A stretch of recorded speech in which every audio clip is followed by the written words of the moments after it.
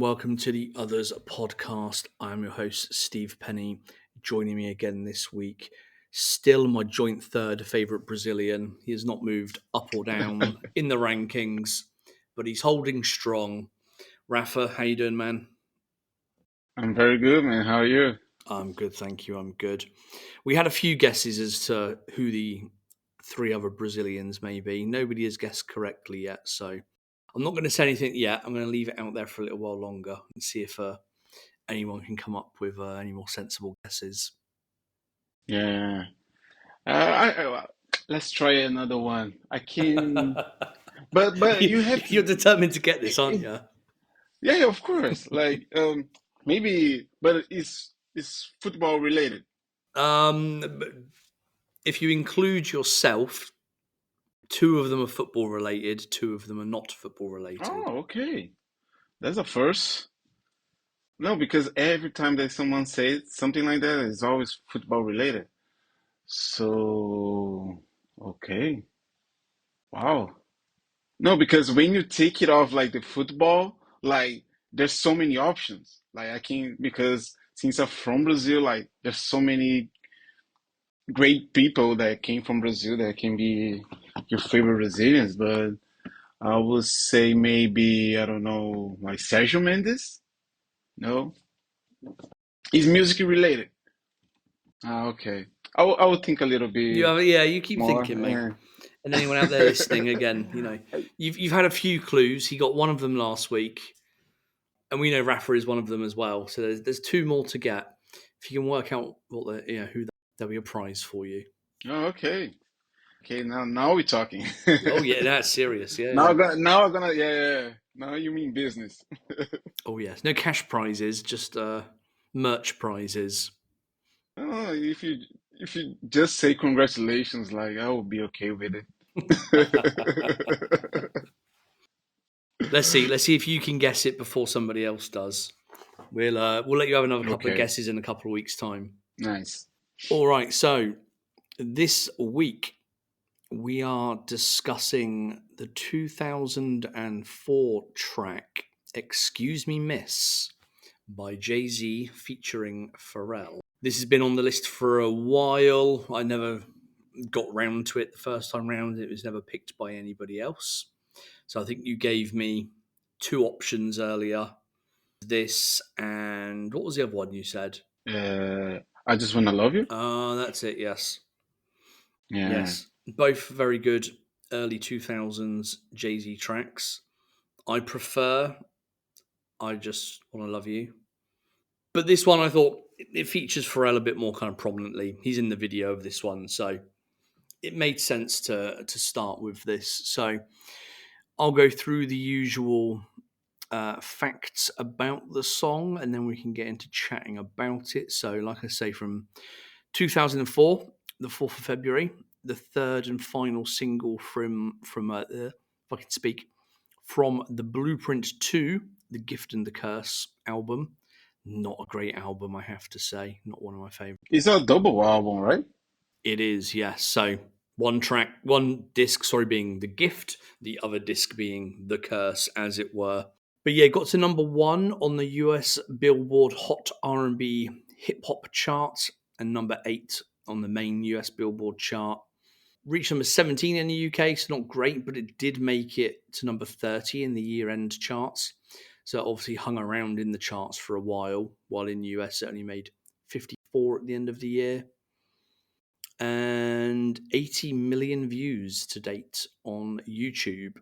And the video directed by Little X. Done, yeah, lots of classic music videos for many artists around the world. Yes. But let's get into this then. Did you put this out there as a possible option because you're a fan of the song or just because it was on the list? I think both.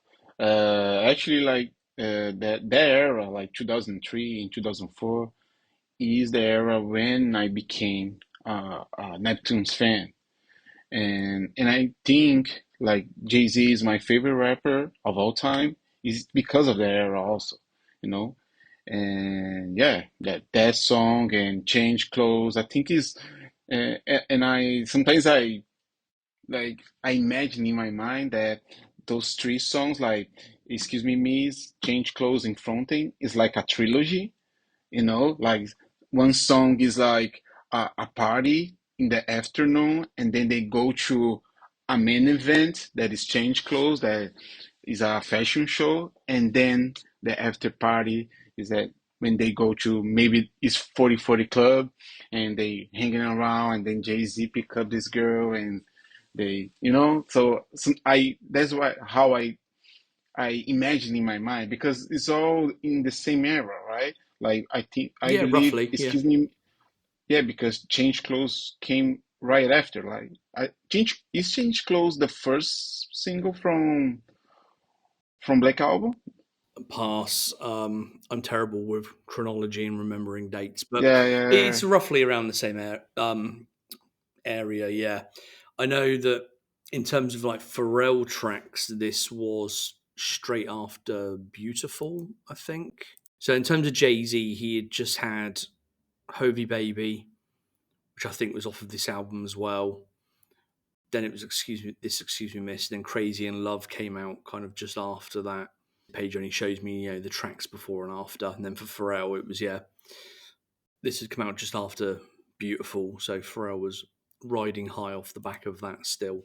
But yeah, all in yeah, that kind of rough area, I think, for time. yeah. So yeah, I remember seeing this video like all the time in the TVs, even in Brazil. So yeah, it's one of my favorite. It's by far my like collaborations between Jay-Z and Pharrell. Like it's my top five, maybe top three. Wow. Okay. Yeah, for me it's I'd say it's a good song. It's certainly not a favorite, but it is one that I will listen to if it comes on, if it's on the TV playlist or whatever it might be. I'm quite happy to listen to it and not kind of skip past it, which I tend to do with a lot of songs because I've heard them so many times, and Yes. you get a bit bored of them sometimes. But this one's always one that I do enjoy sort of listening to. Definitely. Yeah, and I think especially for a single, I don't think I overheard it. Like from in comparison from a lot of people, like maybe I heard it more than a lot of people because I'm a huge fan of both of those guys. But yeah, yeah, it still sounds kind of fresh. Like it's one of those Neptune's classic songs that it sounds nostalgic because it's from 2003, 2004. But at the same time, if you pay attention to the instrumentation, it's so futuristic. Yeah, definitely. The instrumental is something I would probably prefer to listen to over the actual track itself. I think the instrumental side of it still it doesn't sound dated, let's say, whereas the raps and the vocal side, yeah, maybe do sound a bit dated nowadays. They haven't hasn't aged amazingly, but yeah, as an instrumental track, it still sounds really great. And that's one thing I noticed again listening to it. Were like, yeah, the instrumental, the samples in there, the interpolations used as well. Um, yeah, kind of really well put together. And one thing Yeah, I yeah, forgot to mention as well was held in fairly high regard because it was nominated for best rap song at the Grammys, which would have been I can't remember what time of year they do them. It's normally the start of the year, isn't it? So 2004, but it lost to Eminem's "Lose Yourself." yeah. Of course. Yeah, That song won an Oscar, so yeah. exactly. Yeah, I think everything lost to "Lose Yourself" across those that year that it was out. Yeah, But yeah, I like in here. One thing I did sort of notice is and I really sort of enjoy is the Pharrell hook, which is like he's got that typical kind of falsetto voice, and it kind of comes across as a little bit cheesy, but it works very well in the song. And obviously, it's an interpolation of Luther Vandross's what's it called, "Take You Out." yeah, So yeah, I think they sample it in the track, but it's also obviously the lyrics are interpolated as well, and they use it sort of in different parts of the track. I think Jay Z also sort of uses some of the lyrics as well. And yeah, it fits really well. And I think they pulled the right parts from that Luther Vandross song and reworked it really nicely to fit into this Jay-Z song. Yeah, I agree. And the crazy part is like when I saw I remember like just having this information that they interpolated like the Luther Vandross song, and of course like you don't even think about it. Oh, maybe it's like a 10 or maybe 20 years before, from the song. Like maybe it's a song from the 80s, 70s, and it's a true like Luther Vandross put out that song 2 years earlier. Yeah, it was like a more recent, Luther Vandross song. Yeah. Yeah, I was so surprised about that. Like, and I mean, listen, oh, Pharrell must be like a huge fan of Luther Vandross because, like, I don't think like Luther Vandross was that like popular in the 2000s, So for he to know that song and put it so well on the Excuse Me Miss, it was like also confirmation how good of a producer Pharrell and Chad Hugo is. Yeah, for sure. And yeah, I was thinking the same as well. It's like, if I was to see a Luther Vandross sample on a track, I would immediately expect it to be an 80s sample, maybe a 90s sample. But yeah, to have sampled a track that only came out 2 years before, 3 years before, whatever it was. It's like, 'cause I think that track came out was 2000, 2001 or something, wasn't Yeah, it? yeah, Yeah, really kind of shows that he's got his fingers on the pulse. He's still kind of, he's obviously a fan. He still checks out a lot of new music, even from artists from back in the day, not just new stuff and not just old stuff. And yeah, like you say, it's used really well within the song, and I think they take the right parts from the Vandross song and use it really well in this song. yeah, yeah. No, 100%. There's also a couple of other samples in there, and again, I don't know if it's an actual sample or just an interpolation. But there's one part from Notorious B.I.G.'s Big Popper, and you get Jay-Z using some lyrics from that. So again, I don't know if it's just the interpolation, there's a sample in there somewhere. And then also Prince's is it Walk Don't Walk, I think, is sampled in there as Yeah. well.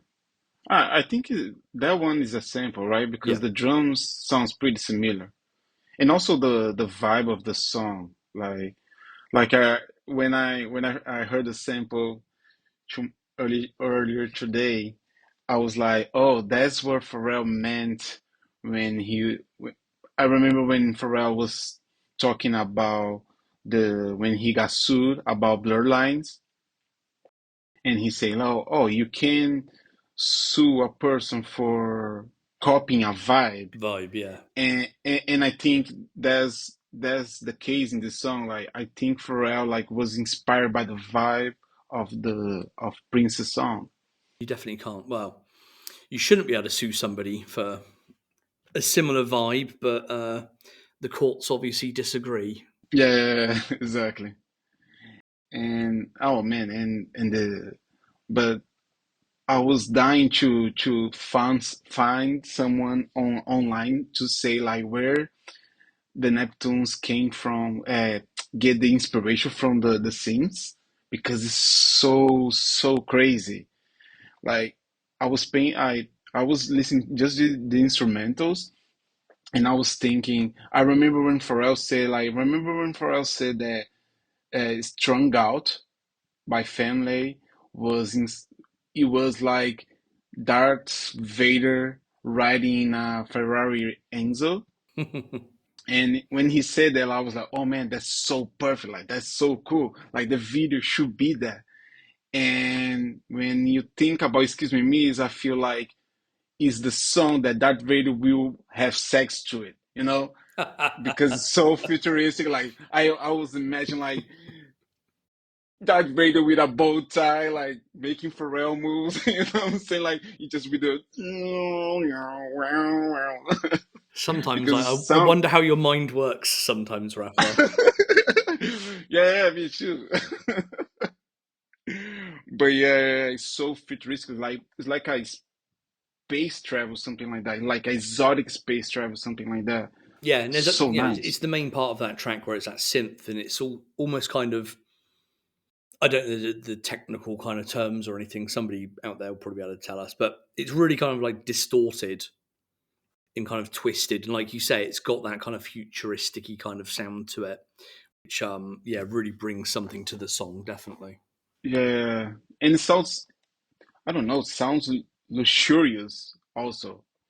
Because I mean, is the vibe of the song, even of the video, right? Like the luxurious vibe, and Jay showing like in his suit, showing all the things that he got in the club, the champagne, everything.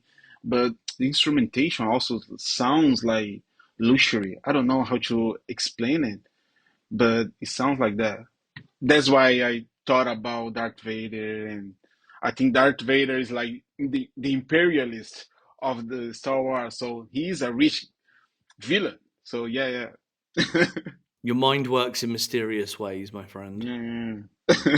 But on that, the point you just made, yeah, the video itself, it's the premise of it is a kind of premonition of a relationship that he thinks he would have with a certain woman that he sees in a club, and then gets into an elevator with a lovely looking lady, Jeanette Chavez, I believe. She's Puerto Rican.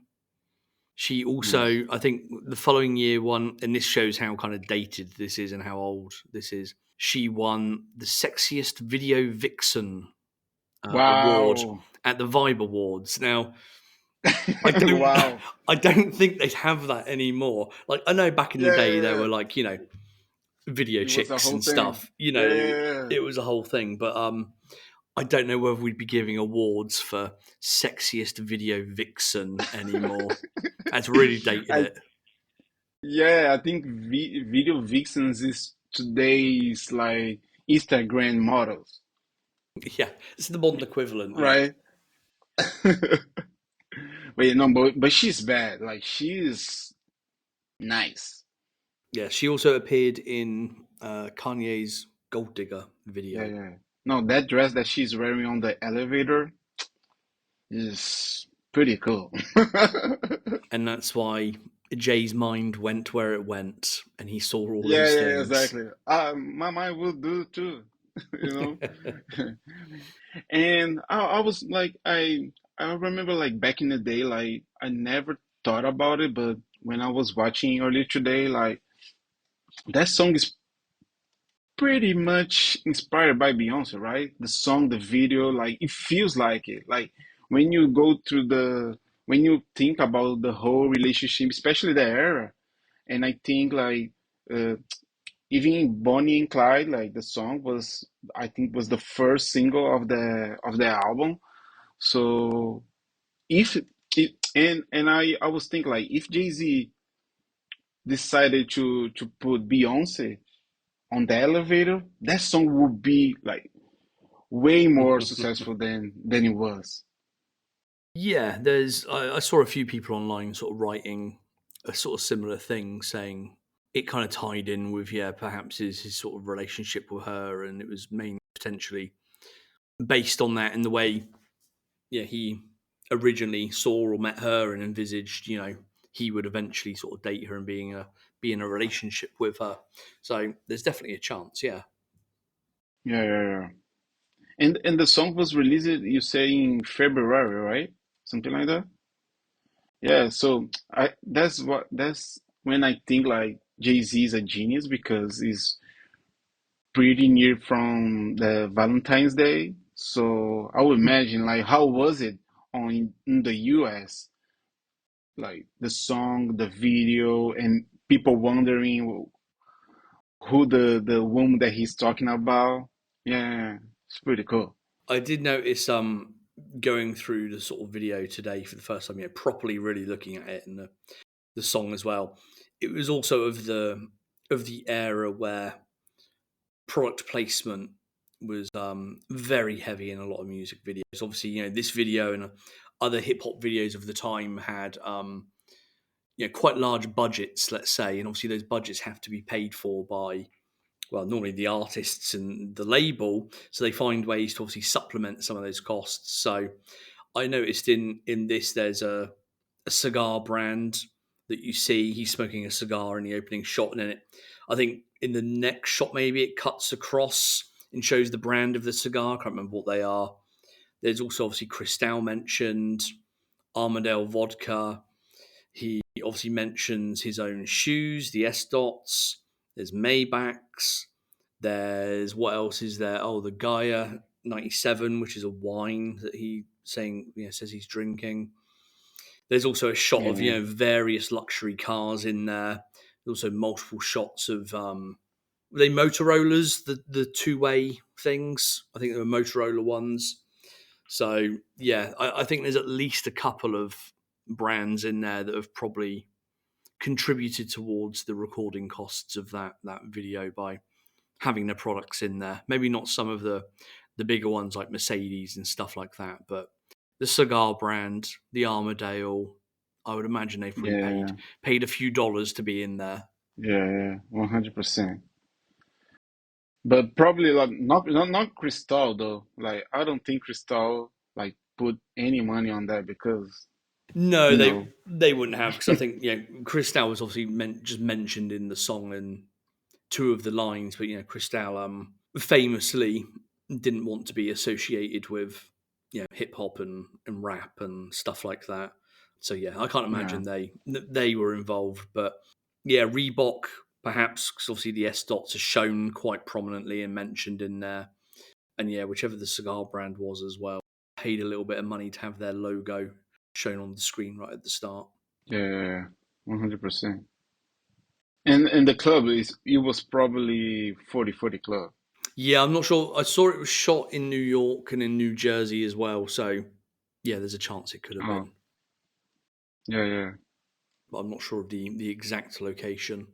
I did notice though, in terms of locations, what makes me laugh in this video is the shot of them in the helicopter when it Mm, goes around the Statue of Liberty, and the shot of the helicopter itself from the sky is fine, but they obviously do a close up of Jay supposedly piloting the helicopter, and yeah. it looks so bad. And obviously, it's fake. We know it's fake. I don't think Jay-Z can Yeah, pilot a yeah. helicopter. I might be wrong. I don't think he's got a pilot's license.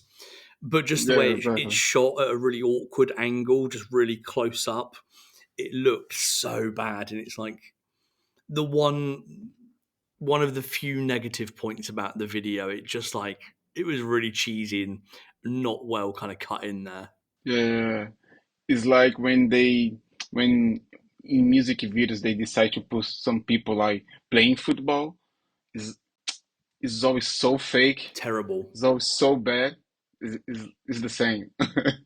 That's one like bugbear I have with like music videos or TV programs or movies or whatever. It's like when they try and portray a sport and people playing a team sport. And again, we probably say football because that's what we've grown up with and what we're into and what we notice the most.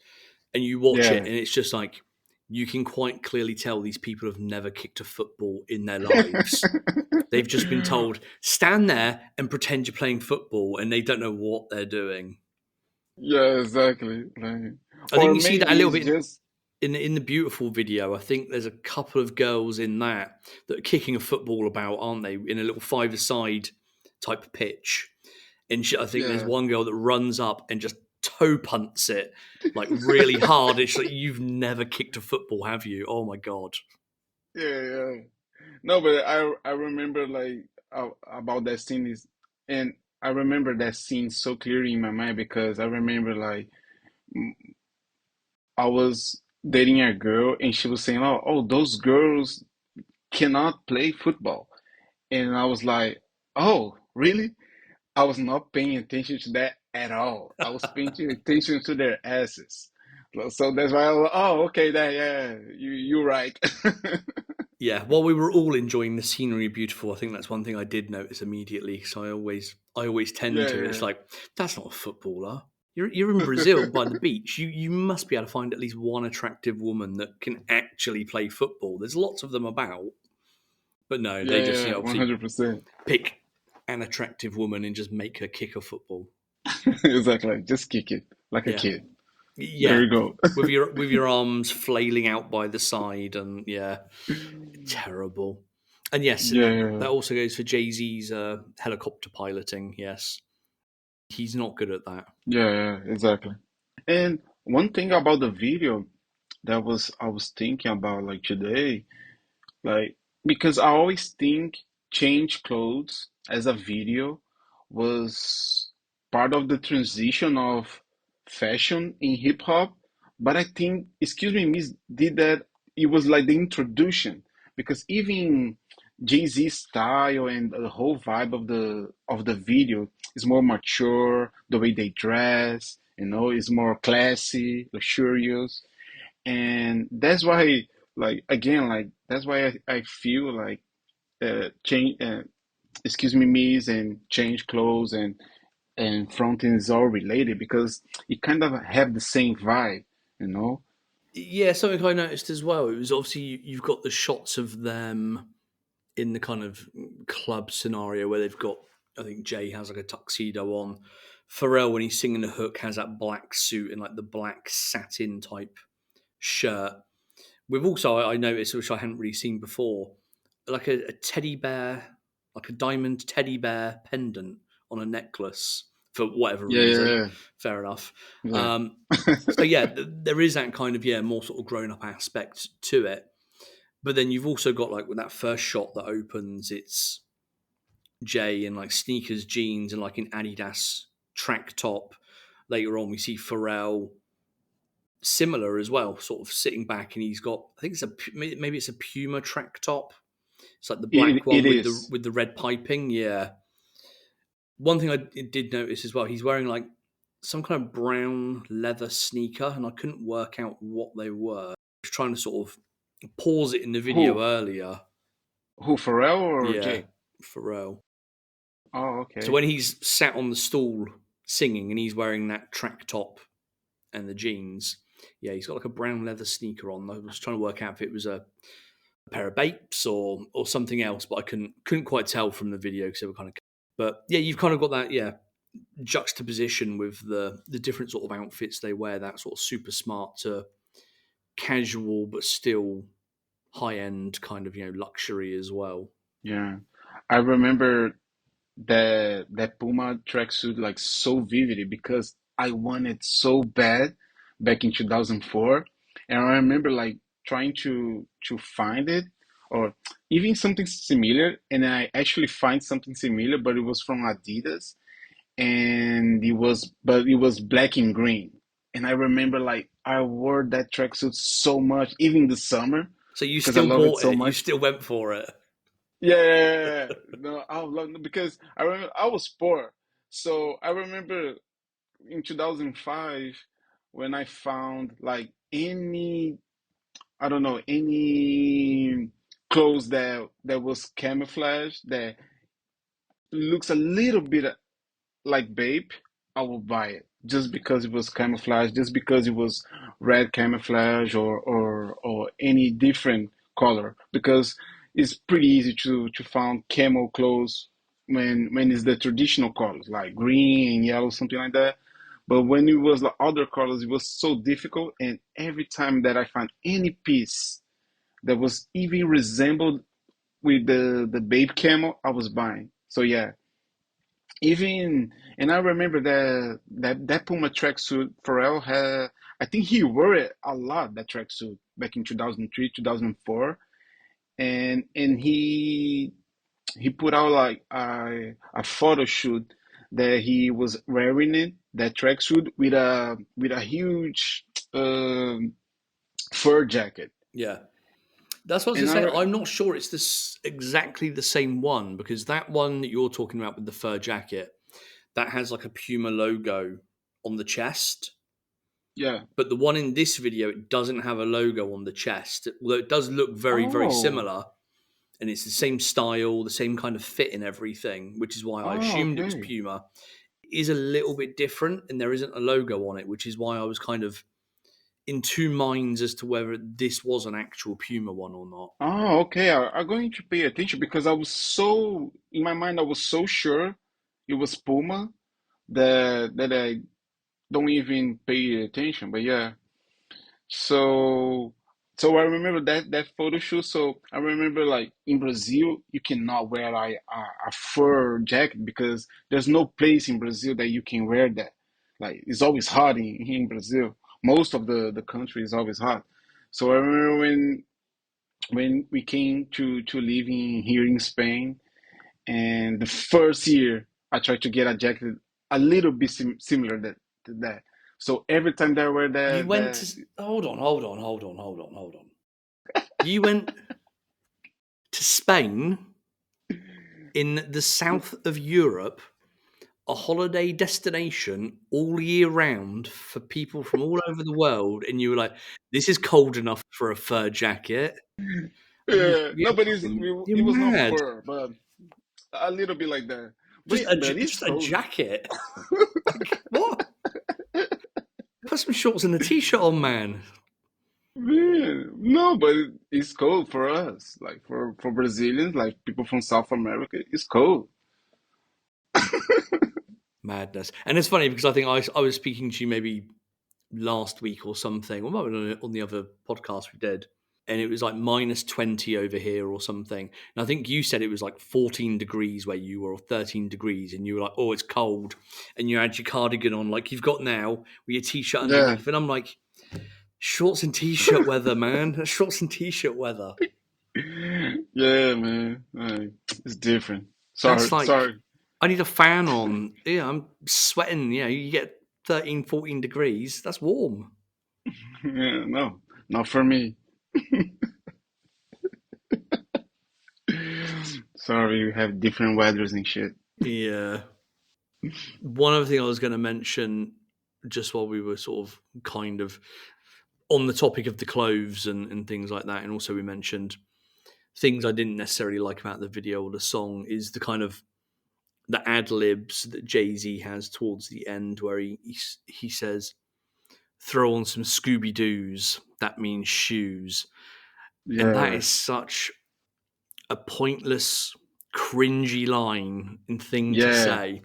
But he must have obviously been in the UK recently, and had picked up some rhyming slang. Not that anyone in the UK or even London would actually call shoes Scooby Doo's. yeah, And it's just, it's a weird line. It's really cringy, and I really don't like yeah. it. It is. No, even for me, like I remember hearing that back in the day, and I was like, "What do you mean about that?" Like, what Scooby Doo? Like for me, it was so strange. Well, okay, maybe one day I'll figure it out. But yeah, yeah, it's cringy. Very, and I think any being English, it probably makes me react more than it would an American or somebody else, because you know rhyming slang isn't really used in kind of normal, natural talk nowadays. Like 100 years ago, it probably was a bit more, and obviously 100 years before that, when it was actually used day to day, it would have been normal. But nowadays, it's just like, and to have it in a song from like an American as well, it's just like, ugh. Yeah, They think it's kind of quite. They think it's quite cute and funny, and really, it's just cringe. yeah. No, to this day, yeah, One part I did like, or that I do like at the end of the song and the video itself, is obviously he spends most of the song kind of imagining, and the video, imagining what his potential life with this woman is going to be like. The helicopter trips, the private jets, the diamond rings, and all this kind of thing.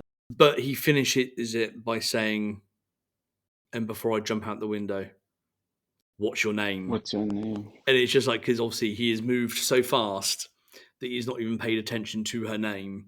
And I really, really like that line, because it just kind of shows how he's been thinking about that, how the whole relationship would just be like, fly by, and they'd be so engrossed in each other that you wouldn't kind of necessarily catch those details, because there's just so much going on and you're living that kind of crazy life, to then be kind of right at the end when you're proposing to somebody to be like, yeah, what's your name again? I didn't quite catch it. Yeah. I thought it was a really good way to kind of end the song. No, well, for me, it's pretty awesome, especially because I'm a Cancer and I'm pretty like, what is the word for that? Like, it's not emotional, but we pretty romanticize. I romanticize a lot of things in my head beforehand, so that that is so like, oh, okay, I totally understand that. Because no, wow, when I was single, I remember like the girl just saying hi. Of like, oh man, I'm gonna have like 5 kids with this girl. I know it. Oh, more insights into how your brain works. Amazing. Yeah, no, yeah, yeah. And I think the line when he said before I jump off the window is so cool also. Like because sometimes when you romanticize things on your head, when you like going crazy and thinking like, oh my God, this is it. So jump out the window is like is a pretty good way to picture the feelings, Yeah, you I know? think it's. I didn't kind of catch it myself, but I was reading earlier that it's also a reference to what's the Leonardo DiCaprio film, Catch Me If You Can, Oh, okay. when he portrays Frank Abagnale, who you know uh, cashes lots of fraudulent checks and is on the run from the police and the FBI for many years. And there's a scene, I think, in the movie where he's about to jump out of a window to escape the FBI, and the girl says to him, "What's your real name?" And then he Oh, escapes. So I think there's also kind of a reference. It's a reference to that as well. oh, that's awesome. I didn't know that. And what I need to do now is to actually check that's legit. Is actually look up when Catch Me If You Can came out because I can't remember. Yeah, 2002. So it would have been about that time. Yeah. yeah, yeah, yeah. That's cool. And and I think it's a perfect reference because Leonardo DiCaprio character on that movie, he was all about just doing it, and imagining and romanticizing everything he said before thinking it. So yeah, oh, that's cool. I think that line itself pays off for the Scooby Doo's lines, the ad libs. Whoa, I don't know. I don't know about that. Not sure I agree. I'm not sure Yeah, much could be forgiven for that Scooby Doo line, but yeah. yeah. Yeah. But I remember like when the in 2004 when I was hearing the song, the line that always like was on my mind was the one that he talks about Eminem and Nelly being like the only guys that is popping out. Like I think the only dudes is moving units Yeah. is N, Pippin, Pimp Pink Juice. Juice and Yeah. us, Pink Juice and us. And for me, it was like always a line that always pops up because I love the album. The what's the name of the album? Nellyville. And Pimp Juice is my favorite song of the album. It's a silly song, but and I remember like hearing like, oh, what he mean about that? And I have to get the Yeah. lyrics translated and go to Google to see what maybe he mean by that. Oh, okay, he's referencing Nelly. Okay, okay. Yeah. Because I think at the time Eminem had like the number one album, Nelly was like number two and had been number one. And then Jay was kind Yeah. of third on the charts as well. That does actually remind me. I realized this the other day, and this ties into what I'm doing this weekend. So it's an insight into my boring life. I meant to be driving over to Sweden this weekend to collect some stuff that I've had stored in the UK for many years. And amongst that stuff, there's like some signed bits and pieces. So back in the day, back in the early 2000s, Universal Records, or maybe they were Universal Music Group then, I can't remember. When there was a new release, they would do 50 or 100 limited edition, like signed copies of albums. So here in Finland with me at the moment, I've got a Jada Kiss one, a P Diddy one from the Bad Boys 2 soundtrack, James Brown Greatest Hits signed by James Brown. I think that's all I've got here. And then I'm getting some more shipped over. So there's College Dropout signed by Kanye, the Black Album signed by Jay-Z. There's some limited, really, really limited edition artwork of James Brown as well by this artist they commissioned to do a piece. But one of the albums I had that I got rid of, no, two. One was Nellyville. So I had a signed copy of Nellyville. And had I kept it all these Wow, years, I could have given it to you, had I known. man. And I only remember this because I was looking at my eBay history the other day and I saw that I'd sold it. And I sold it for like €40 or something. Oh man. And I also had, and this is a regret of mine, I had a D12 album signed by Oh. all of D12, including Proof and Eminem. I sold it for €60. Oh my God, I know. bro. I also had at the time, I had like a Lloyd Banks one as well. I can't remember the album. I sold that. I had a 50 Cent one of Get Rich Die Trying. I sold that. Can't remember how much I got for them. But But yeah, was also signed? yeah, they're all signed. Yeah. Oh my The Nelly God. one, I'm not bothered. I'm not a big Nelly fan. But like I Yeah, say, okay. if I still had it, I'd have given it to you. But yeah, the D12 one, which was, obviously had Proof and M sign it and all of the other ones in Yes. D12. That's one I regret getting rid of. Damn, man. Yeah. Like I would imagine just the amount of money that will be right now. Yeah, well, I don't think it would be silly money, but it would be considerably more than what I sold it for and what I paid for it at the time. I Yeah, also had, 100%. I don't remember having it, but I also had a signed Kanye West T-shirt as well, College Dropout Wow. T-shirt. Yeah, again, Okay. sold for a pitiful amount on eBay eventually. I wonder where all these things ended up and yeah, what they'd be worth now. But hopefully by the end of the weekend, I will have my College Dropout CD. Oh, I've also got there's an N.E.R.D signed one as well in there. Fly or Die, I want to say. And then yeah, a Okay. signed copy of the Black album, which I think probably is worth some money. And then yeah, this nice James Brown art piece, which is definitely worth some money. After 15 years of living in my mother's loft, I'm finally going to get it from Sweden. Nice. And one thing about that line that I said, like he's saying like pimp juice, like I was looking to the credits of the song, and one of the engineers that work on that song, he also was the engineer for the pimp juice song. His name is Rick Travali. Maybe Okay, is the way it's pronounced. Yeah, yeah. yeah. I was looking to his to his discography, and he worked in a lot of like hits back in the day, like That's the a lot thing. of the Nelly Engineers songs. do, and you never realise Yeah, exactly. they're yeah behind the scenes doing a lot of the hard work, getting very little credit. But yeah, you look at the engineers that like Pharrell and Chad have used. Not many of them, but yeah, they're not household names. But the amount of like massive hits they yeah, it's crazy. And the input they have into the tracks as well. Yeah, of And the course. tweaks that they can make and how they can kind of really help take a track to another level. It's they are undervalued. Yeah, yeah, yeah. The unsung heroes. Exactly. Yes. Yeah, Shout out current favorite engineer Mike Larson. yeah, yeah. 100%. Cool. I saw him on when N.E.R.D performed here in Barcelona. When the concert was over, like he was like putting things on the stage, like getting talking to people, and I was like, hey Mike, is Hafito right here?" And he was like, "Okay, hi."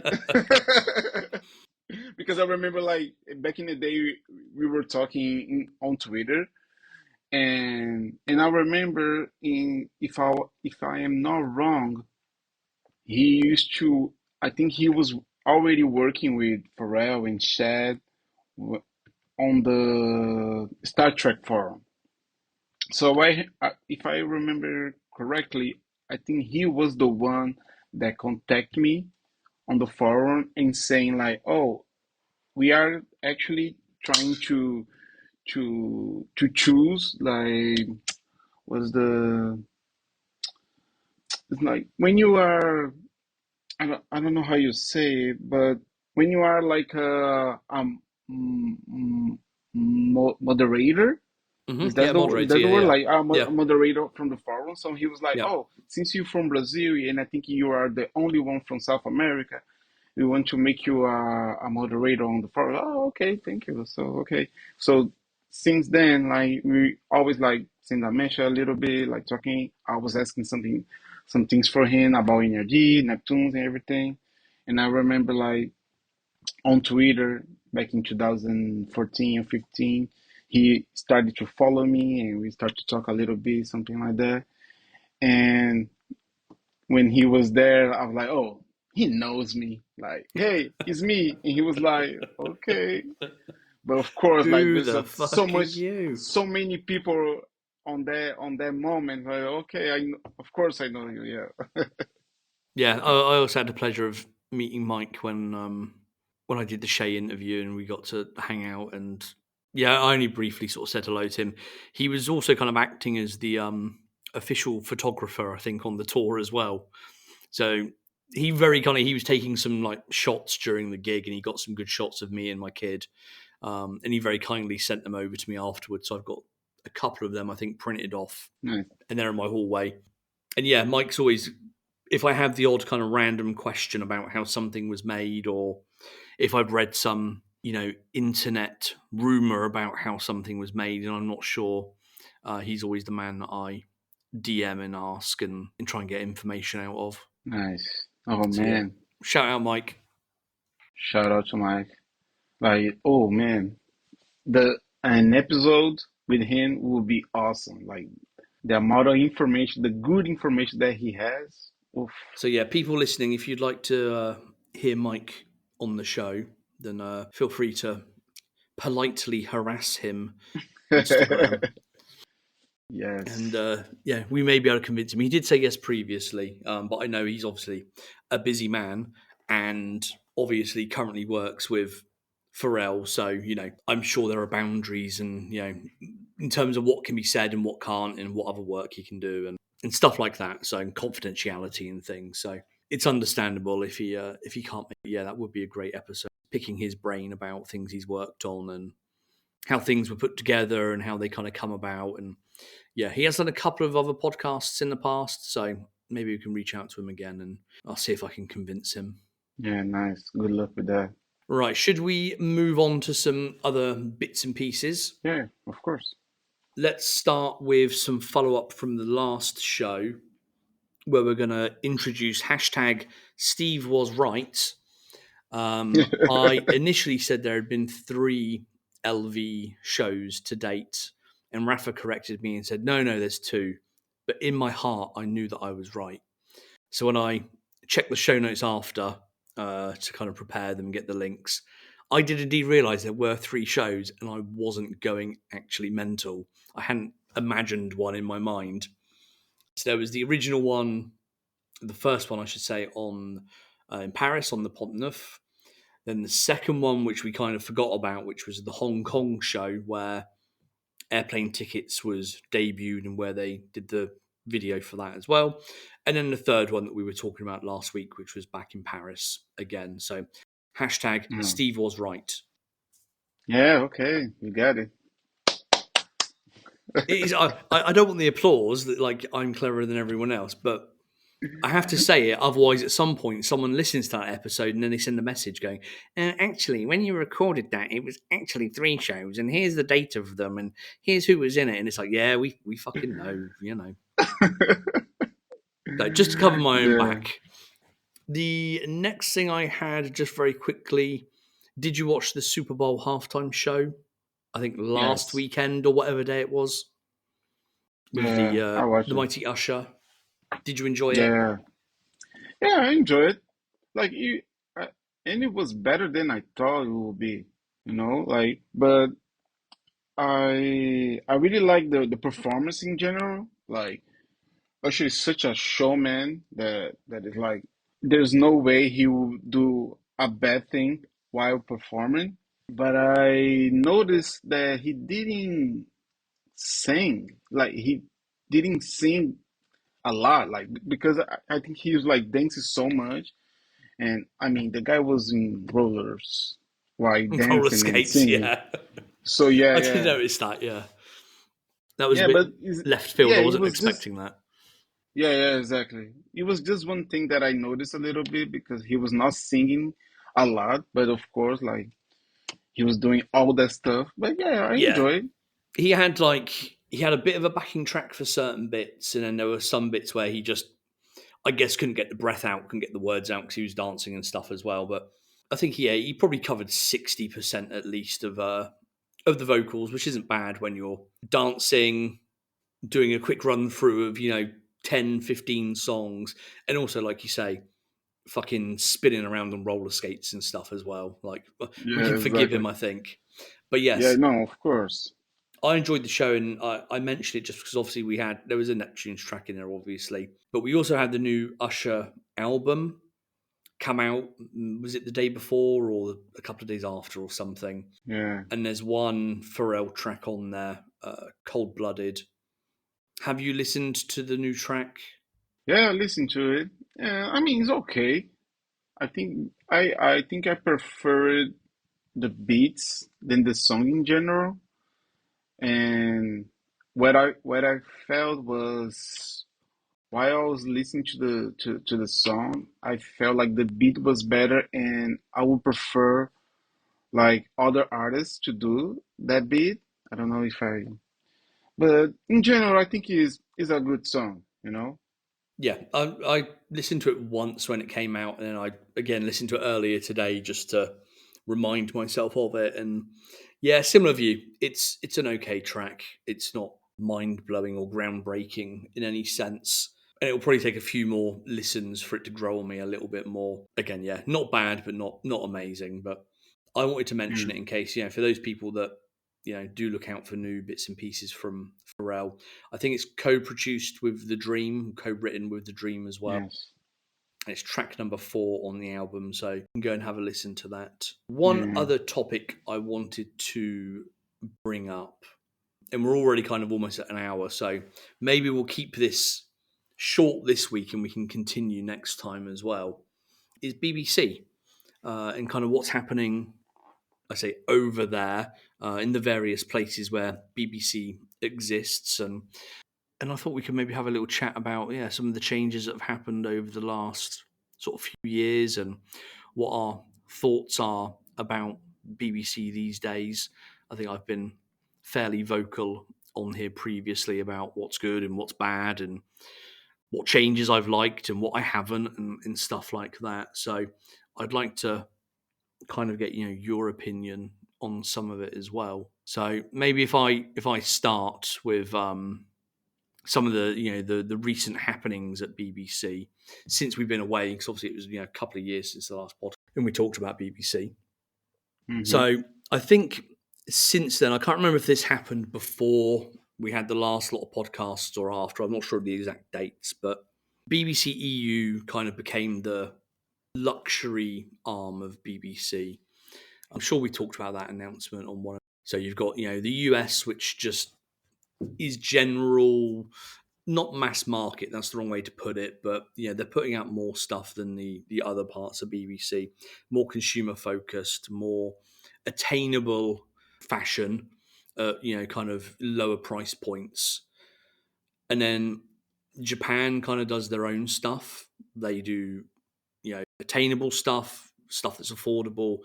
They also do really high end kind of collaborations as well. So a mixture over there. And then you've got BBC EU, which branded itself as the luxury arm of BBC. And what that kind of meant in practice was lower volumes, kind of not as many items being produced, better quality production of items, from certain factories, not like necessarily in the US where you could go into like you could buy a BBC T-shirt from the US and it could be made in Mexico, it could be made in Guatemala, it could be made in Nicaragua, in China, it could be from all over the world. but I think the EU guys tried to stick to a number of kind of set factories they were going to use, so they had really good, consistent kind of quality. Yeah.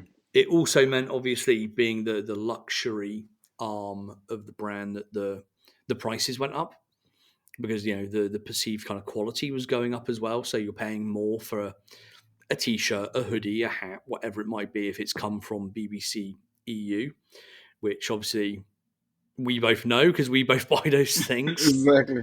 I know But well. around that, or just after that sort of time, or maybe around the time we sort of finished the podcast, something sort of happened that hasn't really got much kind of coverage, I don't think, in the press or amongst sort of BBC, and maybe because I don't even know. But the holding company, a number of names, which has a number of other brands under it, or did have, and I think, I might be wrong here, but I think was also the holding company that was used by Craig Ford when they were the distributor for Bape in Europe and had the Bape store in London. A number of names was actually sold, and it was sold to JD Sports. Oh, So JD Sports, who have sneaker stores worldwide. I think they're fairly well known in the US as well, and kind of obviously over here in Europe, they're everywhere. They, from my understanding, are now the majority owners of BBC EU. And I don't know kind of what the agreement is and how the business is set up, and how independently they run or don't run. But yeah, one of the sort of changes they made a little while back was, back in the day, if you ordered something from BBC EU, all the stock was held downstairs in the store. And any ecom orders that came in, somebody at the store would pack it up. DHL would turn up at the store in the afternoon or in the evening, collect everything. It would go out, and it would be DHL expressed basically anywhere. So what I always really loved about BBC EU was I was paying a higher price, but I knew that if I ordered something at 4 p.m. on a Monday here in Finland, it would be with me the next day. I'd have it by 6 p.m. the following day, because it would just go via wow. DHL Express. It would come straight from the store, go straight out. Happy days. Obviously, what they've done now is, obviously with the collaboration with JD Sports, is they've moved to having a lot of their stock in a warehouse where JD Sports, ship all their stuff from as well. So they're no longer kind of individually shipping stuff for people, which makes sense. As a brand grows, you can't manually keep doing that stuff. You have to automate it in some way. So they've done that. And they've also kind of changed delivery partners recently as well. So for me in Finland, I now get all my stuff delivered from N.E.R.D, I think it is. But the problem is it now takes a week to get here. So instead of me ordering on a Monday and it's there on Tuesday, I order Monday and it's maybe there on the Friday, Thursday, Friday. If there's a delay somewhere, it's there on the Monday. So that's kind of one of the negatives I've experienced so far. The changes that have happened. I think we've also seen BBC stuff starting to spread out a little bit more into kind of more wholesalers. And Yes. now, I looked at the kind of accounting of BBC last week because I was thinking about some of this stuff. And again, I can't remember the exact numbers off the top of my head, so I apologize if they're slightly wrong. But I think it's like 85 to 90% of BBC EU's turnover comes from wholesale. So, only 10% of the money they make comes from their own store and their own website. 90% is from all the other stores across the UK and across Europe that buy stuff off of them to then sell in their own boutiques, stores, or whatever. So Okay. it would make sense that they obviously want to kind of expand that and focus on that if the money isn't necessarily being made on their own website. And I think with JD Sports as a partner as well, they've got the opportunity to get into more stores around Europe and around the world. I don't think we've seen any BBC stuff in store at JD Sports anywhere yet. JD Sports do sell the basic essential stuff on their website. So like the plain tracksuit bottoms, hoodies with like the small arch logos and stuff like that, the basic Okay. ones. But I don't think they're in any JD Sports stores. But I did hear a rumor that is JD want to do Oh eventually, no. which is a strange one. 'Cause if I go into our local JD Sports here, and there's a couple near me, in fact, but if I go into either one of them, You of course have higher end stuff, I will say, and I'm putting that kind of in air quotes. There's Jordan stuff, and there's more expensive jackets and things like that from Adidas and Nike. But then at the same time, they sell stuff like brands like Mackenzie and Exactly. Hoodrich and really horrible, or what I perceive as really horrible, cheap brands. It is. So I don't know if that's why BBC has been kept out of stores so far. And it also makes Mhm. me wonder, like, if and when they go into stores, again, will it just be like the essentials, basic pieces, or will we actually see some more of the more elaborate designs and more expensive stuff, and the stuff that's a bit more limited? So yeah, thoughts. Yeah.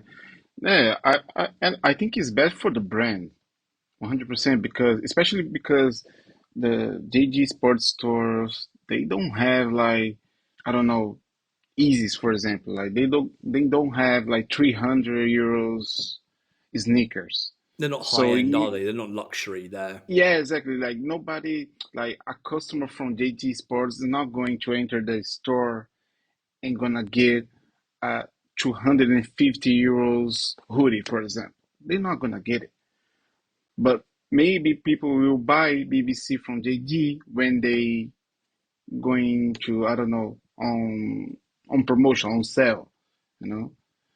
So yeah, but I noticed, like, especially the last year, there's there's two stores here in Spain that is pretty like well known, but they are kind of like boutiques. One is called Sivas Descalço, and the other one is called Food District, and they're starting to sell BBC stuff, and it makes sense. I was surprised because I mean, especially here in Europe, like it's not, and I think Billionaire Boys Club, ice cream, and Babe is not you're not gonna find in any store. So for me, it was like as it was surprising, like to see the pieces in there. But for me, I of course, like I was happy because I was finally gonna be able to get it without like paying crazy money for the shipping and everything.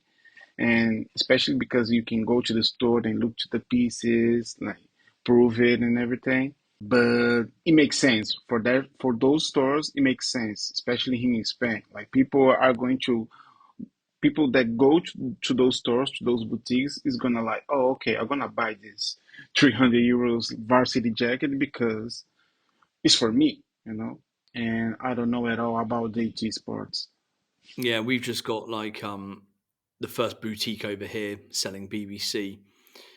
So I have to say, shout out to Miko and Getting that run the New Room, which is a place where I go quite a bit anyway. But yeah, they recently got their BBC account, and it's the first one in Finland, and they've been stocking some bits and pieces from the last season, and it seemed to go reasonably okay from what I heard. But then their Hmm. type of store is exactly that: it's selling or reselling Yeezys, Jordans, stuff that it starts at 250 and goes higher. You know, they've got Tiffany Dunks in there, or they did have recently, and stuff like that, selling for thousands. So to have a jacket in there for 600 euros and for 270, it kind of it fits in. It fits in nicely with what you expect in that kind of store. But like I say, it'll be Yeah, interesting to see if that translates or happens with JD. And that's maybe again why JD only have the kind of the basic stuff on their website at the moment anyway. Because yeah, like you said, it doesn't look good for the brand. There's that kind of mismatch. But if I were JD Sports and I'd just you know spent whatever they spent to acquire the company, you want to yeah, make money from that. You want to expand the brand somehow. And yeah, I'm of not sure course. you can kind of rely on independent stores and boutiques and stuff to really sort of make you that money, especially when you have your own store network. But do you know if they are going to make the BBC clothes like on on a lower quality, or is gonna maintain the same quality? Do you No, I know think something about? it all still stays the same. at Okay. least from what I've seen and my understanding. Again, I think like the basic or essentials range they have is a little bit cheaper than the other ones. So I'm guessing they're maybe made somewhere slightly different with different materials and stuff like that. So in theory, that's possibly what we might see in JD. I'm just while we're sat here talking about it, I'm going to just look up the prices, some of these things, so that I can actually refer. I'm Bear just with asking me. because I remember when BBC and ice cream was sold by a huge company. I don't remember the name of the company, but I think it was back in 2014. And then in 2014 they finally started to sold BBC stuff in Brazil, but the quality was so low, was horrible. I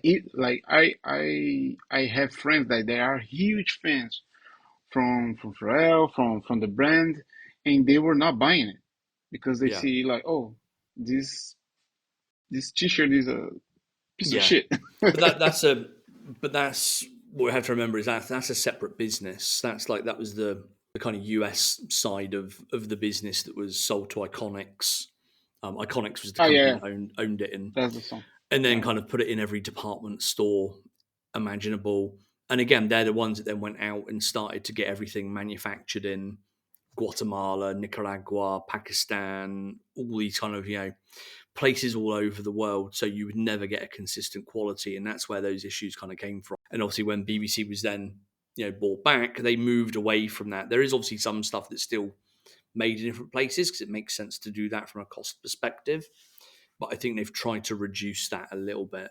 But in terms of like BBC EU stuff, I'm just looking at their website now, and like the new BB Astro ones, which I think are available on the JD Sports website. Those hoodies are 165, I think, by the looks of it. And then if I go to okay. like a normal BBC one, yeah, you're looking at 235. So there's definitely a difference there in terms of the price points. So Yeah, what I feel we might have, and somebody that I know people that work there that may listen to this podcast, and I hope they correct me if I say anything wrong. But what I feel will happen is, yeah, the BB Astro and the essential stuff will maybe come down a little bit more in price to make it more attainable, and we then might start seeing it in JD Sports stores.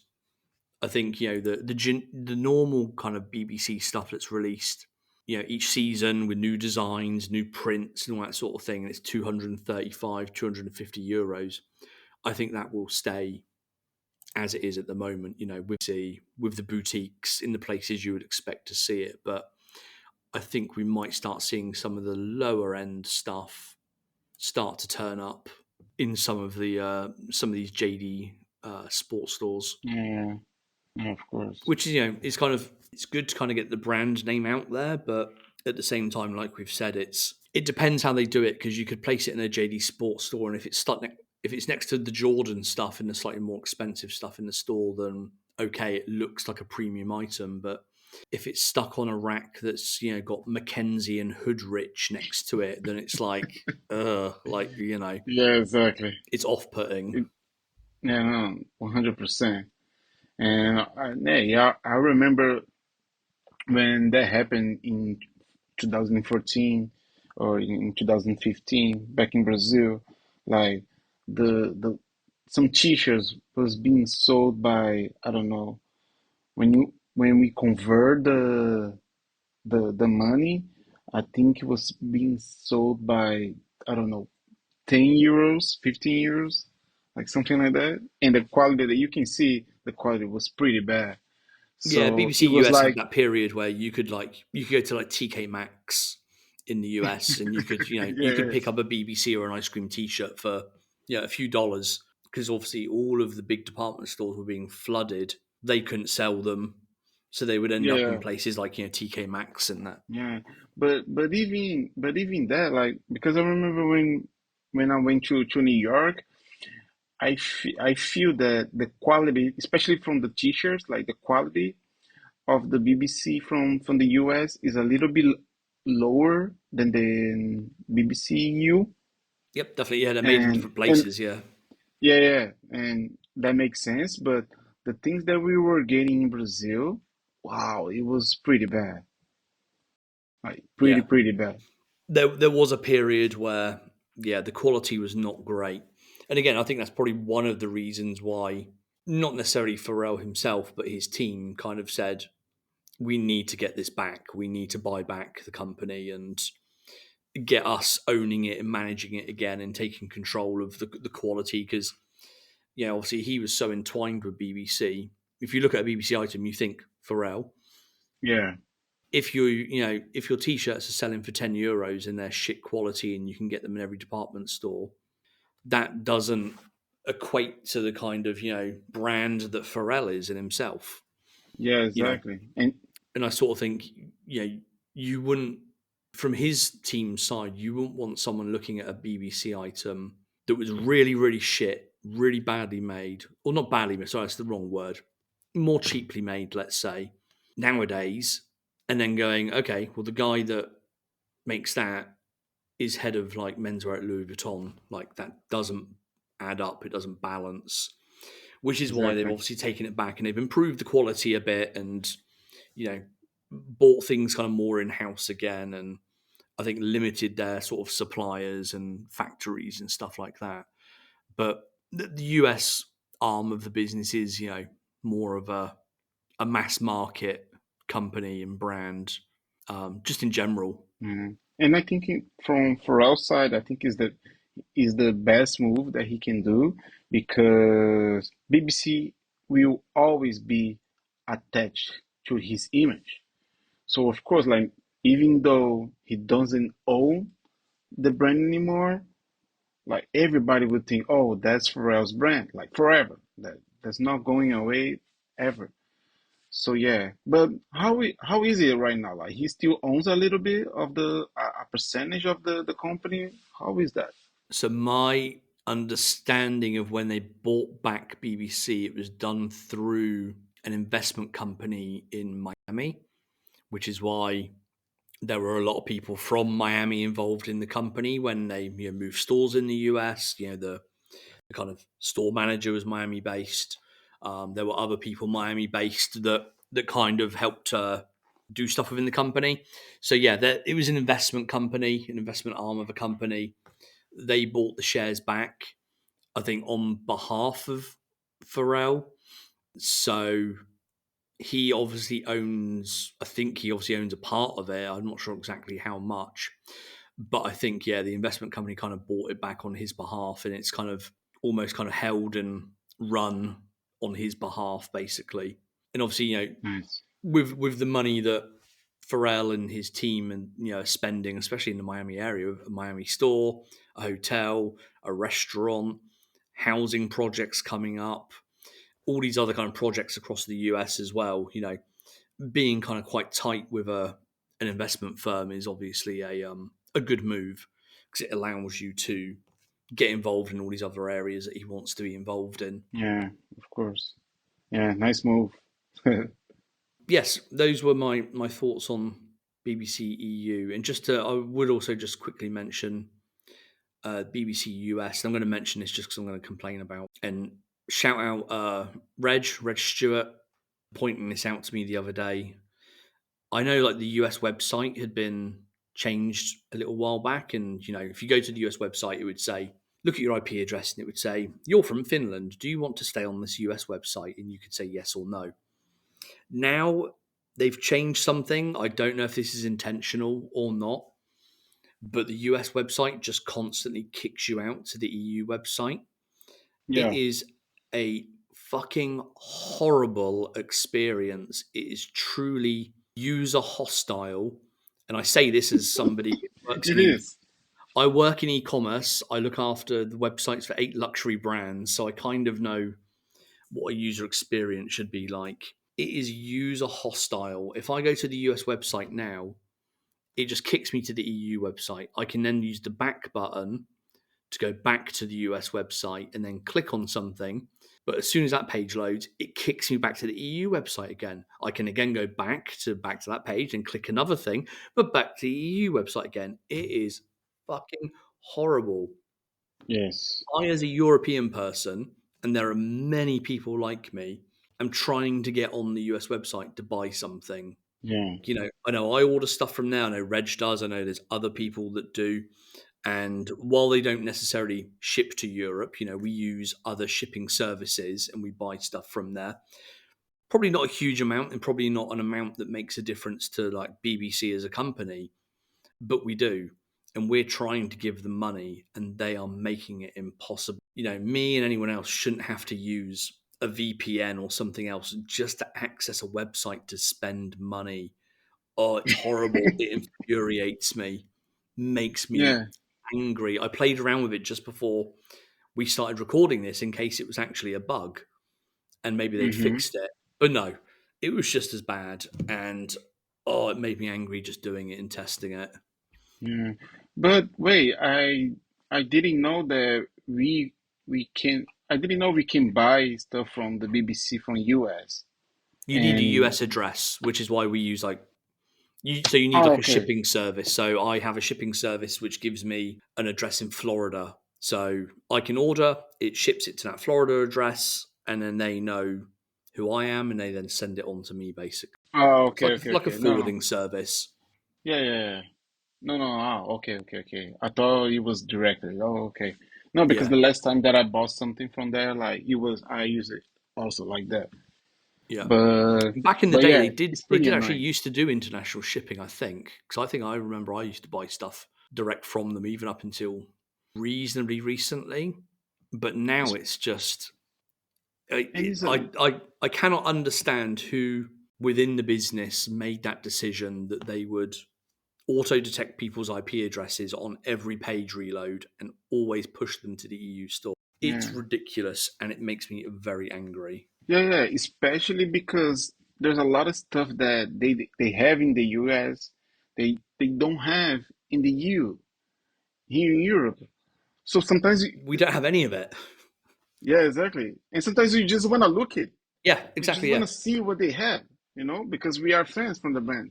Which is why I thought it was a bug at first because I thought you would still want people from around the world to come to your site to look at all the items you've got, even if they're just looking, just so they're aware of what BBC is and Yeah. what's being made and what's out this season, what's in the sale, and because Yeah, you could it's then window until shopping.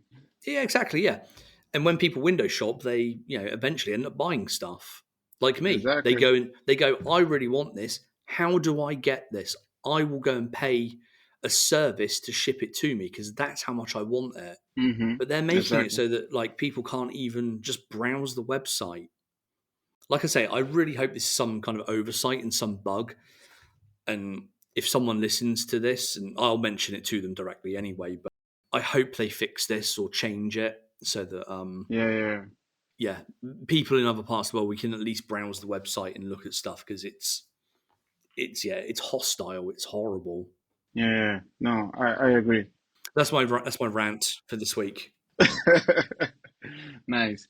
And maybe next episode we can talk about like the main difference from the designs and the clothes from the US, Japan, and you, and what we prefer or not. It's a good topic because I have a lot of things that I always think about that. For So maybe sure, we let's can, do that.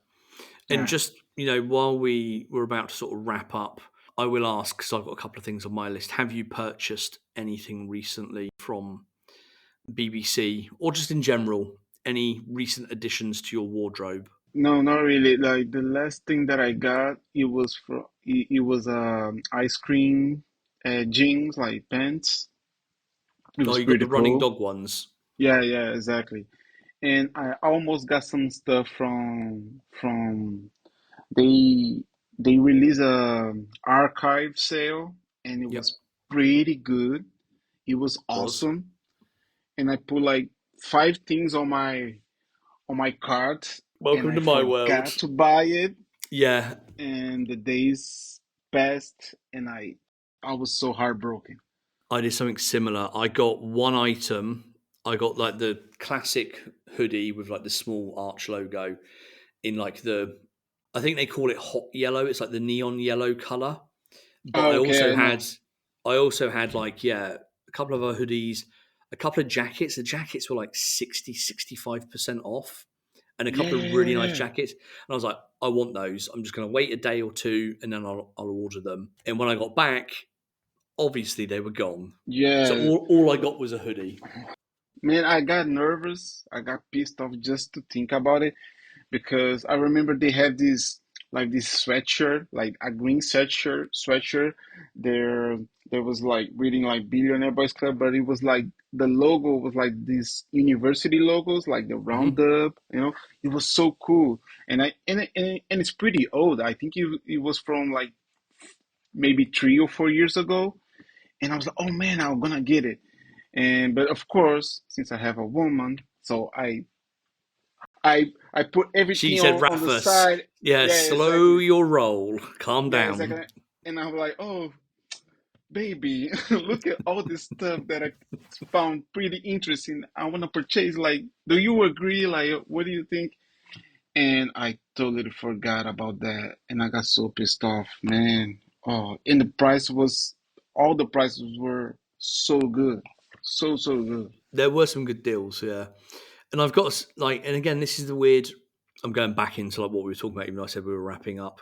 This is like the strange thing I find with like BBC EU is that they seem to sell most of their products when they're on sale. Like, not much Oh, stuff sells out like when it's just generally released. Obviously, yeah, like some of the really nice jackets and things because they're done in very limited quantities do sell out. But I've kind of found because I don't buy an awful lot of the newer stuff anymore. I've always mm, found that if they release anything, I'm 90% sure that in a few months when there's a sale on, a summer sale, a Christmas sale, a January sale, I'll yeah, probably see that item in the sale, yeah, yeah, yeah, yeah. and I 100. can wait. I'm Well, with you in that. yeah, and there is stuff, of course. Like I do go on there, and I do. There are some bits I really like, and I'm like, I need to buy it because I don't want to risk it, and I'll pay the full Yeah. price for it. That's fine, and then it still turns up in the sale, a few months later, and I'm like, fuck, it's half price. But that it is what it is. I've got the item that I wanted, so I'm happy.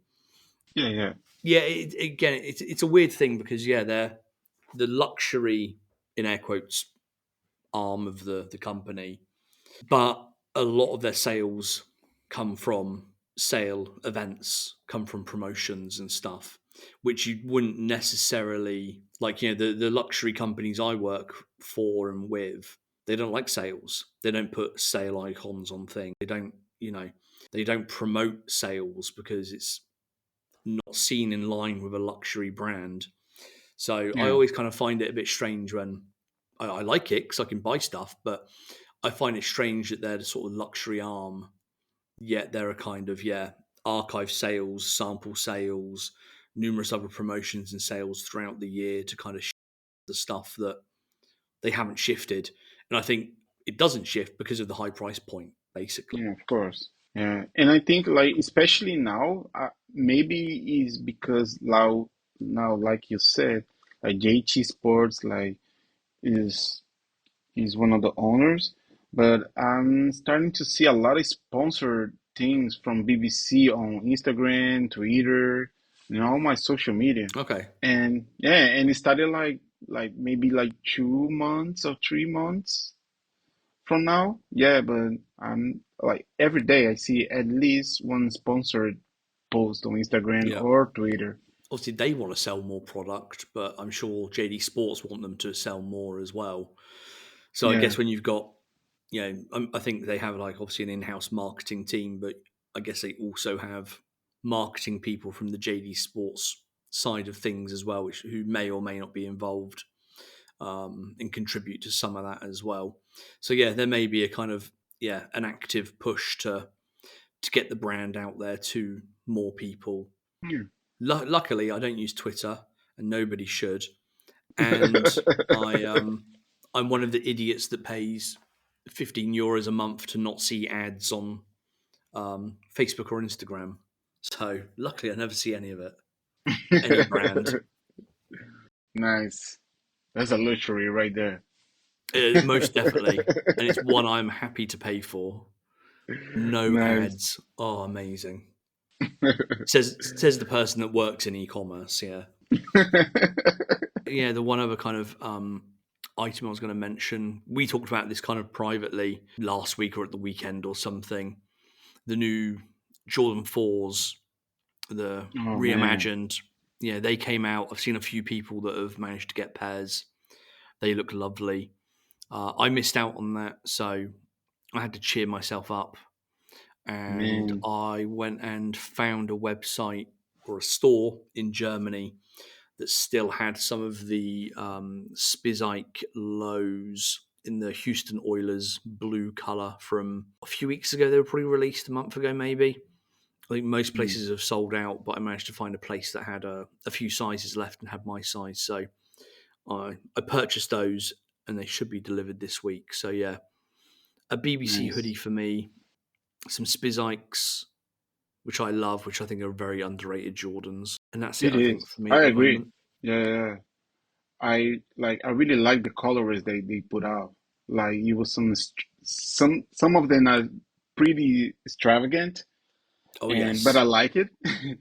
But yeah, yeah, yeah, it's pretty underrated. My first Jordans were a pair of Spizikes, actually. And it was 14 years ago because I bought them as a present to myself when my son was born. And I got them they had them on Nike ID, so you could obviously customize them. Oh, nice. And I made them like the bread color, so the black and red, like the other Jordans. Oh, And they were really nice, and they lasted me as my daily shoe for many many years, and were extremely comfortable. So yes, I'm looking forward to this new. nice, nice. Yeah, I don't know if it, like is a regional thing, but a lot of people that I know here from Spain, like a lot of people got the Jordan 4s like pretty easily. Like I got a friend that he don't even resell sneakers and he got 4 pairs. But he went in a crazy journey to do it. Like he got from sneakers and he got from 2 boutiques from here from Spain and he even went to the Nike store and stood on the line just to get them. So yeah, so right now he got 4 pairs, like different sizing and everything. I don't want to know what size is because if he has my size, it will make me angry. Yeah, but I saw that a lot of people are selling them online, so maybe you can check it out, like because Yeah, I'll keep I my eyes think that peeled. If I see a good pair for like a good price, then I might get involved. yeah, because I think the number of pairs that Nike manufactured, I think it was pretty high. I think that's why. I'll keep my eyes peeled. Or if somebody out there has a pair to sell at a reasonable price in EU 42 and a half, 43, then yeah. Yeah, like my last purchase that I I'm really proud of it is the Nike Dunk Lows. The colorway is green yellow, the Oh, the Brazils. Brazil ones, yes. Yeah, because I remember when they released the last time was 4 years ago, and and I was pretty devastated that I didn't get them. And right now, like they don't like a lot of stores like they have them right like sitting there, but I was pretty proud because I really wanted those.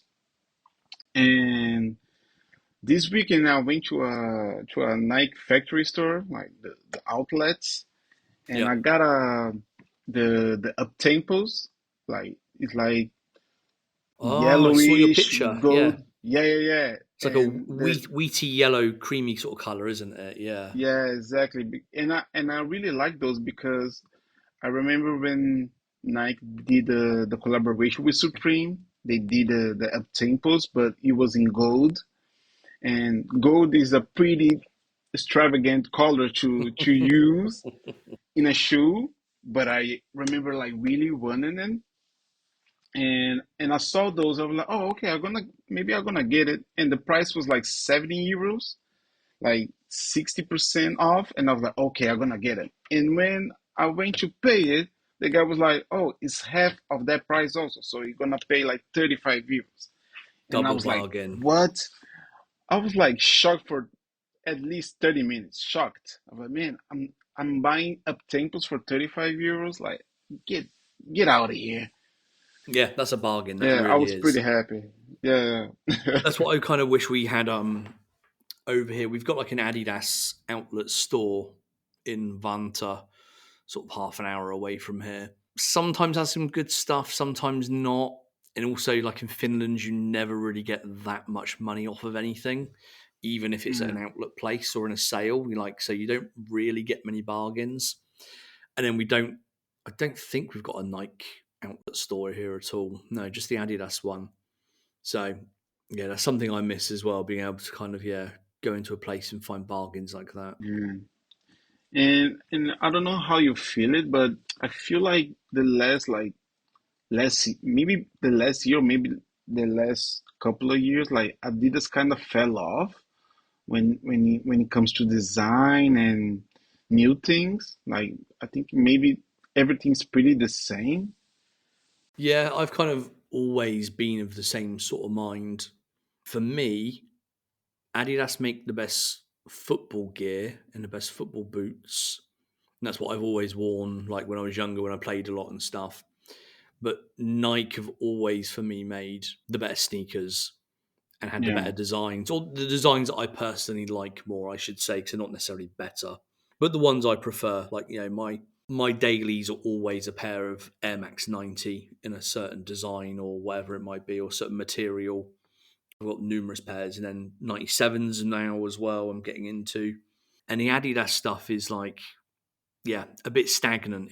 And Adidas seem to be a company that go through those periods as well. Obviously, when they signed like the deal with Kanye, that's lots of new stuff, but it's not really Adidas branded. It's branded as Yeezy. It's not an Adidas thing. And obviously 100%. the deal with Pharrell, and we saw like the tennis hues, which again I've got like 30 pairs of them. I love them. They're really comfortable. I've got all the different colors, all of them, because there were loads. But obviously they tried to make that like a new standard silhouette. So if you see a Stan Smith in a shop, you know it's a Stan Smith by the way it looks. You don't need to read the name. Yeah, yeah, And Adidas were trying to do that with tennis shoes. I don't think they succeeded, to be honest. yeah, And obviously, they also had like then the NMDs they did with Pharrell and the various other ones as well, which were a bit out there sometimes in terms of design, and but I found while I like the NMDs, they do look a little bit dated now, and they haven't yeah, necessarily changed over the years. And also, just for me personally, is I can't get my feet into them for shit, and I find them massively uncomfortable. yeah. No, I just feel like when it comes to customer desire, the marketing on Adidas, I think they kind of still doesn't know how to do it, because when we can talk about the Pharrell shoes, like the NMDs and all of the shoes that they did together, like they overdone it, like Yeah. when they started to do the NMDs, the trail ones, like almost every month a new colorway, a new design. And like, oh man, what are you guys doing? Like, chill out a little bit. Like, let people breathe. I remember like all Pharrell NMDs was selling out like in hours, like, sometimes minutes, and the last pairs people not were not even Oh buying it. god, no. You could find like the sort of last few packs. Yeah, you would find them on discount in stores. Like a year later, you could even hear in Finland, like there's a couple of boutiques that stock them, and they would always be in the sale like a year later, trying to get rid of them. And yeah, like you say, Yeah, they sort of flooded the market with the tennis hues, which you also find in the sales all the time. The NMDs with the a new pack every 6 months, and then a new colorway, multiple colorways in that pack that are getting released. It was like, and the price point as well. Like obviously over here they're 220 euros or something, two hundred and yeah, thirty maybe. Like it's not cheap either. it is not. You buy if a pack gets released and you're like, oh, I really like that. I really like those designs. I want to buy that pack. That's like Yeah, 1,000 euros pretty much, yeah, which is crazy. yeah, 100%. And I mean, The especially the collection that they did with Pharrell, it was pretty cool, and the shoes all looked like pretty cool. The colorways, the mixing, I love it. But I remember when I get the shoes like first time in my hand, I was like, this is doesn't feel like a 200 euros shoes. It feels like a hundred and a half, you know, but not a Yeah, 200. Like it's pretty expensive. So yeah. like, yeah, And again, I think they've had that problem with the tennis hue as well because there's the tennis hue is so light and there's not a lot to it. I think it's hard to justify paying what are they when they come out generally 110 euros for a pair. yeah, If they were 75 because they are just like a basic light day to day wearing shoe, 75, yeah, 80, like yeah, that's a bit more sensible. But when they're like over 100, it's like it's pushing the limits. I feel, and that's probably why they didn't sort of sell quite as many as they'd hoped they would sell. yeah, exactly. The kind of solar hues that are in the middle of those two, that's the for me that's the sweet spot. I think those designs were really good that they did, Yeah, yeah, I and agree. they're really comfy as well. Yeah, no, it is. I agree. And they haven't put out like any shoes recently, right? Like it's been a while with Pharrell, I Yeah, mean. there's not been any for a while. There's been the human race ones they put out a little while back. So the kind of canvassy oatmeal S1, the NMD S1. Oh yeah, yeah, But even now, those are on sale. Like my yes, girlfriend it was is. looking for a pair the other day, and like they're on sale. Yeah, Before that, you had like S1. Is it React, like the boot? yeah, So I've got a pair of those. Again, like good winter shoes, but what were they? 300 euros, 310 euros. Like, ouch. yeah. But I mean that those ones are pretty cool. They are not. Yeah, they are nice. They're good shoes. Like I've been Yeah. wearing mine recently. 'Cause it's fucking snowy and icy here. No, the But design, I love the design. Like I think it's one of those shoes that as a piece is pretty cool. And I mhm, love the sole. It's so cool because they have the Adidas Originals logo all yeah, over it. I'm like, man, this is a piece. This is not a shoe. This is a piece. I want to put it in yeah. a shell. You know, so cool. And those ones are like those have been like a good example of what Adidas have done well because it's a bit of a weird, quirky design that not everyone's gonna like, and they've put Yeah, some like the pair that I've got. It's got like the little neon yellow bits on it, the pink bits yes, underneath the material. It's a bit kind of out there, but it yeah, works. It works really well, and it looks yeah, different to everything else that's out there. Whereas if they bring out like another NMD, it's like, oh, it's the 10 millionth NMD you've released. Well done. Just with a different pattern exactly. on it, It's like, Yeah, enough already. yeah, I've heard of like, it doesn't bother me, but I know a lot of sneaker collectors that I sort of speak to, and they're just like, yeah, Adidas need to like just shut down the NMD. It's dated, it Yes, hasn't changed, it doesn't look that great anymore. It's not popular so much anymore. They need to like, move on from it basically. I 100%. think at this point, I'm probably of the same opinion. It would be nice to see them bring out some, newer, more interesting silhouettes, and Yeah, hopefully yeah, ones I can actually get my feet into as well. yeah. That's the important part. Exactly, and I don't. I always thought I had quite normal feet, but it seems that they are, for whatever reason, not compatible with NMDs. Yeah, and I got like I got a 25% coupon from Adidas, and when I'm like, oh, I don't know what I want from Adidas, so I just searched for Pharrell's, and nothing came up, and I was like, oh, that's pretty odd because in the last like I don't know 5 years, like every time you can like see anything like not just shoes, but like gears and t-shirts and whatever. And it felt weird, like, oh, what is happening? So I thought about it. Maybe the deal is like in the end of the deal, the contract. I don't know how Pharrell contract with Adidas it is right now. And the first thought that came out in my mind was like, oh, maybe Pharrell is also going to Nike. Do you think like is that possible? It's always possible. I would probably think it's more to do with him just being too preoccupied with Louis Vuitton at the moment. Yeah, yeah, Really, he still has people in the Adidas offices, designing stuff and doing, working on new items. But I think one, his focus is on Louis Vuitton, and also there may be something in his Louis Vuitton contract that says when you're doing stuff with other brands, because he obviously still has his Adidas contract, you can only release things at a certain time of year, or you can only do a certain number of releases, and it can't be at the same time as Louis Vuitton releases.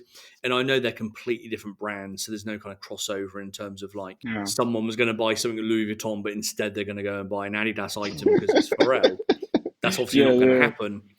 Mm-hmm. But I feel they may have put something like that in place just to have him focused on their brand more than anywhere else. Because I Yeah, think like I don't know if they ever suffered with Virgil, but obviously the contract they had with Virgil was like he seemingly could still just do anything he wanted. He could do stuff yeah, with Nike, he could do off-white stuff, he could DJ every night of the week and be in a different country every night of the week. You'd yeah, see him in Paris one day, then like the next morning he's in Ibiza, then he's somewhere else, and he's back in Paris, and he's in Ibiza again. It's like, he was all over the place, working his ass yeah, off. yeah, But I don't know whether, Louis Vuitton kind of wants somebody that's a bit more focused on, yeah, just their brand, or just their brand and maybe a couple of extra things, and not being kind of all over the place once. yeah, of course. And especially I feel like when it comes to Adidas, especially in the last year or last couple of years, like Pharrell is more about promoting his collection than being hands-on on his collection. No, I'm not saying is that the effect, but it's just how I feel. Like because I feel like Pharrell was promoting like his collection, but I didn't feel like, oh, this is a Pharrell design or he did that. Like it feels like Yeah, he I was think just that's branding. always kind of that's always sort of been the case, and I think that's Yeah, how it generally happens with fashion. Like, you look at like the BBC stuff, while he was like hands on when it started, like he wasn't there designing stuff. He had people designing for him. He signed off everything and reviewed everything, which is obviously what he still does at Adidas. But of course, like, he will go into his team at Adidas and go, they'll say, here's some ideas, here are some themes. What direction do we go in? And he says, okay, I like that, that, and that. That's the direction. This is the kind of theme that we want for this collection. You go off and do it. And then he'll just, he'll then be involved and have touch points occasionally, like check on progress to see what they've been doing. But yeah, he won't be hands on, especially nowadays when he has like 10 million other businesses. So it is yeah, more a case of like, it's got his stamp on it because he's said this is the direction to take, and he's signed off on it. But yeah, then it is his job to, yeah, market yeah. those items and promote them basically. No, yeah, of course. But yeah, let's see, because the Adidas stuff, like the clothing stuff, I really like. Like I live in the Adidas hoodies that he put out, the human base ones. Like I Yeah, love those. They're really comfy. They got good sizing. yeah. I've probably The got six or fabric is seven pretty of them. good. Yeah, they're really, really good quality. I've probably got six Yeah, or seven of them, and I live in those. I wear them every single day, pretty much. So I would like to see more of those. But yeah, like yeah, you say, they've been off the site for a while. So he's hoping there's like a new collection coming soon. yeah. But I think like if he's still on Adidas, like maybe it's a good call just to be a while, like take a Yeah. take a time off and just put out something like pretty crazy and pretty innovative with some crazy colorways, and people gonna be like, oh, okay, here we go again. Like, this is cool. Let's buy it. Yeah. And it's probably smart from the Adidas side as well. It's, let him focus on Louis Vuitton. And then when they come to do an Adidas collection, it's here's the new collection at Adidas from Louis Vuitton's head of menswear. And he's had all Yeah. this success at Louis Vuitton, and everyone goes, "Oh wow, then it must be good." It helps. Yes. It helps Adidas as a brand as well. Yeah, of So course. I And, imagine and that may, plays into part of it. yeah, of course. And maybe like we can see like a collaboration between Louis Vuitton and Adidas, like we saw with Nike when Virgil that did it, right? Let's see. I would love to see it just because I'm curious Mhm. to see what will come out of it.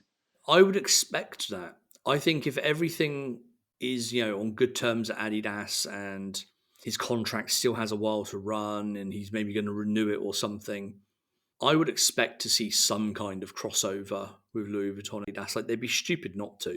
Yeah, of course, I agree. Well, it doesn't really matter for Louis Vuitton, but for Hmm. Adidas to have that ability to build off the hype of Louis Vuitton, off of Pharrell, also off of the Nike collaborations, because everyone will say, "Well, look how good the Nike collaborations were. Look at the prices they went for. Look at how they sold out everywhere." Of course, Adidas want that. They would love that. Yeah, yeah, yeah. It would be awesome. Stan And Smith, Louis Vuitton, here we come. yeah, superstars, man. It would But be like, awesome to if they see. were gonna do, we need to wrap up soon. But my one last question is: we obviously saw it with Louis Vuitton with the Air Force One pack that they did with the 20 or whatever it was, 30 different ones. What one silhouette from Adidas would they pick if they Oh, had good to? question. Wow, good question. But I think superstars, right? You think a superstar? Okay. I'd say Stan Smith. I think Stan Smith make more sense because I think is a silhouette that I think combines more with the branding that Louis Vuitton put out. Like is more luxury. Like people wear Stan Smith like with suits and everything. And I think especially here in Europe, like Stan Smith was branded as not just it was kind of branded for people like I don't know how to explain it, but it was kind of bourgeois. You know what I'm saying? Like because I Yeah, remember, you could pair it like you say. You could put a pair of Stan Smiths with anything: jeans, shorts, a suit, a tuxedo. Like, yeah, superstars I can see, but they're a little bit more obvious. Whereas a Stan Smith, the silhouette is understated. If you just got a white pair of Stan Smiths or a grey pair of Stan Smiths, like, if you know, you know, but if you don't know, you wouldn't even notice really. yeah, Whereas I feel with superstars, they stick out a little bit more. yeah, So I, exactly. I would I would feel, I would assume, yeah, they'd probably go Stan Smith just because it's, the classic silhouette. There's all that sort of real estate on there where it's a bit different with a superstar because you've got the kind of plasticky front part. And also, we know Pharrell loves the Stan Smith silhouette. Yeah, They base the ice cream boutiques off of them pretty yeah, much, exactly. and 100%. they've done BBC collaborations and done Stan Smiths and stuff like that. So I'd go Stan Smith, I think. Yeah, and I think, but I personally would prefer I would prefer them to do the superstars because I think you can do more different things with it, you know, because it's a simple silhouette, but I could it see is not the same. The same. you could do like weird things with that toe box and stuff, couldn't Yeah, you? And like different colors versus that, and on the on the actual body of the shoe and stuff. yeah, exactly. And at the same time, like I feel like the superstar silhouette is like timeless, is never going away, and Stan Smith they Stan Smith comes and goes. Like I remember like people saying like, "Oh, I can't take Stan Smiths anymore," and I never heard anybody say the same thing about the superstars because it's such a classic. Well, they did just bring out the Stan Smith Bape collaboration last week, didn't they? Yes. So, Stan Smiths are still in there, still in the streetwear, in air quotes, circles and still doing things with those kinds of brands. So yeah, Yeah. we'll see. We'll see. Anyway, we should wrap it up because we have been talking for nearly 2 Yes. hours, Yeah, man. and That's somebody in Finland is an hour ahead of you and needs to get to bed at some point soon. yeah, okay, okay. Go to sleep, man.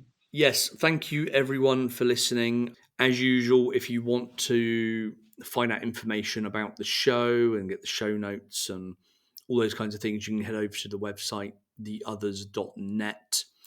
Hopefully, your podcast player should also provide you the show notes, but if it doesn't, they're on the website. You can find all the links for the podcast at linktree/Others Podcast.